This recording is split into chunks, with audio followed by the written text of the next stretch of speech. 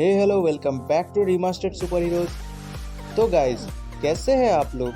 मैं होप करता हूँ कि आप लोग सब सही होंगे।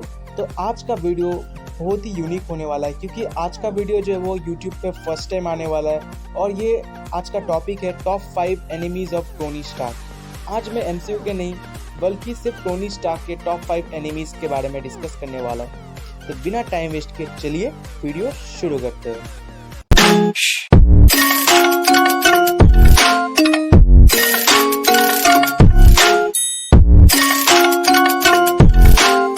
तो गाइज, यहाँ पर अगर नंबर 5 की बात करें तो वो है vulture. Vulture first time Spiderman Homecoming में अपीयर हुआ था और वो हमें दिखाया गया कि वो स्पाइडरमैन का मेन विलन है। लेकिन वल्चर का मेन मोटिव स्पाइडरमैन नहीं था, उसका मेन मोटिव था टोनी स्टार्क यानी आयरन मैन। वो आयरन मैन से बहुत जलता था और वो चाहता था कि आयरन मैन को मैन से रिवेंज ले और आयरन मैन के टेक के जैसा उसका भी कोई टेक हो।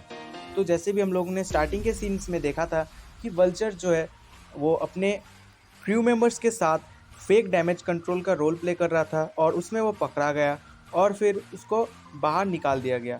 लेकिन जाते जाते वहाँ से उसने कुछ एलियन टेक्स ले ली थी और उसके बाद उसने अपग्रेड करके नए नए एलियन टेक और अर्थ के टेक्नोलॉजी से नए नए हथियार बनाया और फिर उनको बिकवाने लगा। और ऐसे ही करके उसने अपने बिजनेस को बढ़ाया और फिर उसका मेन मोटिव था कि टोनी के असली टैक्स यानी आर्क रिएक्टर और टोनी का जो आयरन मैन सूट है उसको वो स्टील करे और उसको एलियन टेक के साथ जोड़ दे।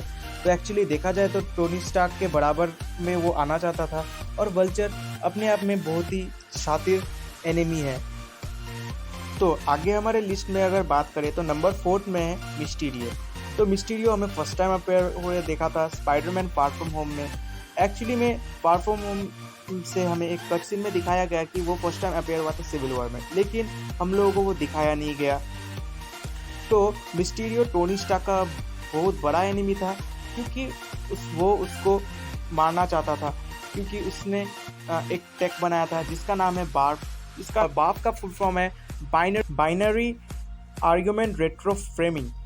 तो बार्फ को एक्चुअली में मिस्टीरियो ने बनाया था, लेकिन फिर टोनी ने उसको अपने नाम पे कर दिया और फिर मिस्टीरियो को निकाल दिया और वही मिस्टीरियो बाद में जाके टोनी का बहुत बड़ा एनिमी हो गया।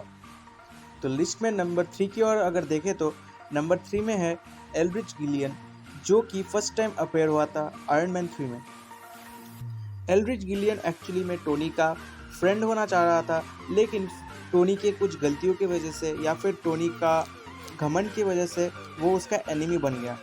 तो एक्चुअली देखा जाए तो गिलियन हैंडीकैप था और फिर उसने एक कंपनी खोला था जिसका नाम था एम, और वो टोनी का मदद चाहता था कि उस कंपनी को थोड़ा ग्रो कर सके। लेकिन टोनी ने उसको ध्यान नहीं दिया और फिर उसने अपनी कंपनी को अपने आप खड़ा कर दिया और फिर उसने टोनी को मारना चाहा और वही मैंड्रिन का रूप लेके बैठा हुआ था और उसने एक नकली मैंड्रिन को उस काम पे लगा दिया ताकि अगर वो मर जाए तो उसको कोई फ़र्क ना पड़े।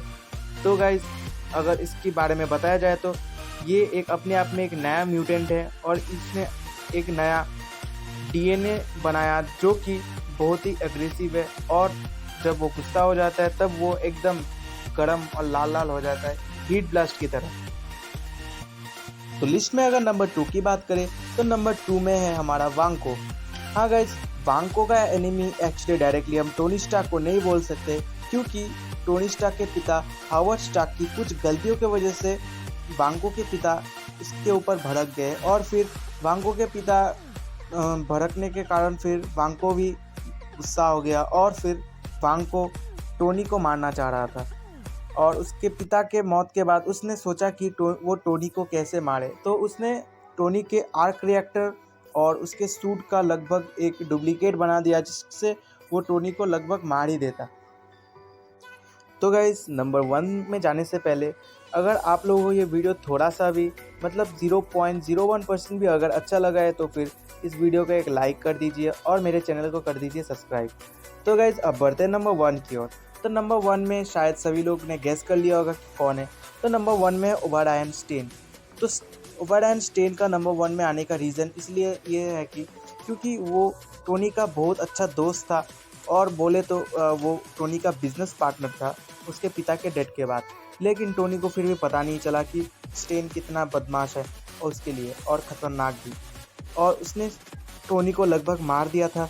अगर टोनी ने उस आर्क रिएक्टर को पहले वाले जो उसने एक गुफा में बनाया था, अगर वो उसको फेंक दिया होता तो पेपर को बुलवा के, और पेपर ने अगर उसको फेंक दिया होता सच्ची में, तो शायद टोनी आज मर चुका होता स्टार्टिंग में। लेकिन पेपर ने उसको नहीं फेंका और फिर उसको बर्थडे पे टोनी को फिर से गिफ्ट कर दिया, इसीलिए वो अभी तक ज़िंदा है। हाँ गाइज, तो ऐसे भी हम लोग देख सकते हैं कि ओबाडाइन स्टेन ने कैसे टोनी को लगभग मार दिया था, और फिर उसने उस आर्क रिएक्टर को लेके उसके एक आयरन मैन सूट जिसका नाम है आयरन मॉन्गर उस पर लगा दिया, और फिर वो टोनी को मारने चला आया, और टोनी ने फिर भी किसी तरह उसको रोक के उसको भी ख़त्म कर दिया। तो गाइज, आज का वीडियो यहाँ तक ही था। मैं होप करता हूँ कि आप लोगों को वीडियो अच्छा लगा होगा। अगर आप लोगों को अच्छा लगा है तो प्लीज़ गाइज चैनल को कर दीजिए सब्सक्राइब, कर दीजिए वीडियो को एक लाइक, और हम लोग मिलेंगे अब नेक्स्ट वीडियो में।